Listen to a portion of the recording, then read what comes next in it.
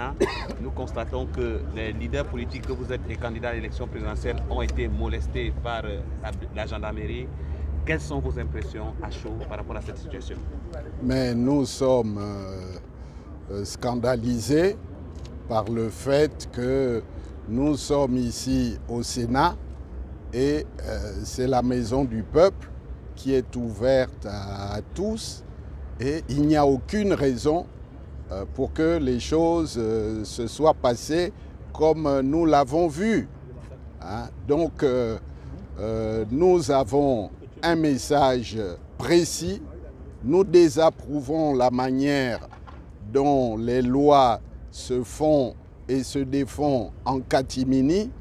Il n'est pas acceptable qu'à la veille d'une élection, alors que nous sommes tous engagés dans le processus, le législateur, le gouvernement se permettent encore de triturer les lois pour faciliter les actes de fraude. Ça, nous ne pouvons pas l'accepter. Et il y a deux aspects qui ont été soulevés au niveau de l'enveloppe poubelle qui a été supprimée pour permettre ce que nous avons combattu dans le passé, c'est un recul démocratique, et il y a la représentation des candidats dans les bureaux de vote. Il est inadmissible qu'à quelques semaines des élections, l'on se comporte de cette manière. Et nous désapprouvons cela. Nous voulons attirer l'attention de la communauté nationale et de la communauté internationale sur ce qui est en train de se passer. Et nous n'allons pas laisser faire. Et nous l'avions dit déjà, que 2023, ça sera l'année de la vérité. Nous n'allons pas accepter cela et nous allons libérer le Gabon. Sachez que parmi nous, quelqu'un va gagner les élections présidentielles.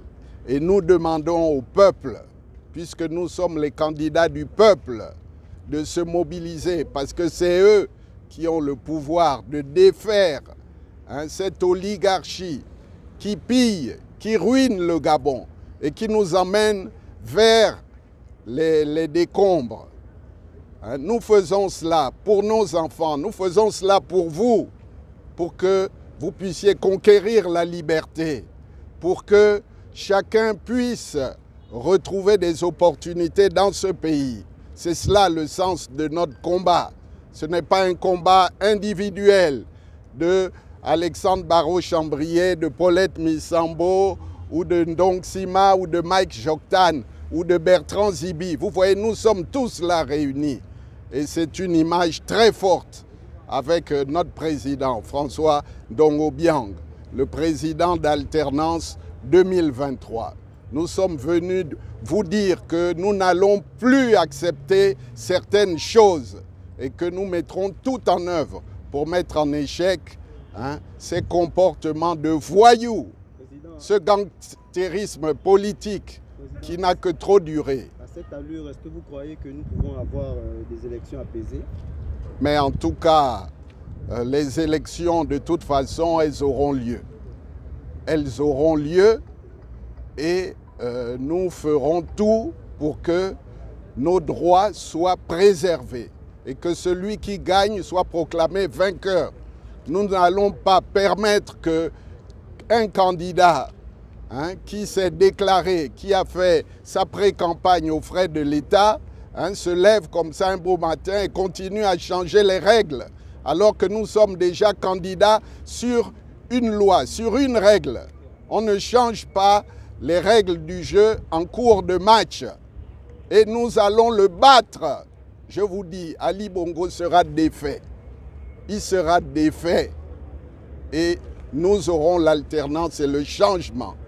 Et nous vous appelons tous à faire votre travail. Nous demandons aux forces de défense et de sécurité de comprendre qu'elles sont au service du peuple et non au service d'une mafia qui est en train de faire n'importe quoi et qui prépare des lendemains douloureux. Et ça, nous n'allons pas l'accepter. Nous voulons des élections apaisées, mais il faut que chacun sache garder sa position et qu'on accepte la transparence. voilà, la compétition électorale. Voilà, nous n'allons pas nous laisser faire. Et nous voulons dire à notre peuple de ne pas avoir peur, de se lever et de marcher, de ne pas accepter cette dictature finissante que nous allons faire passer dans les oubliettes de l'histoire. Et à nos frères aussi de l'autre côté, ils doivent s'engager, comprendre qu'il n'y a plus rien à attendre de ce régime pourri, moribond. On ne respecte même pas les aînés. Où est-ce que vous voulez qu'on aille?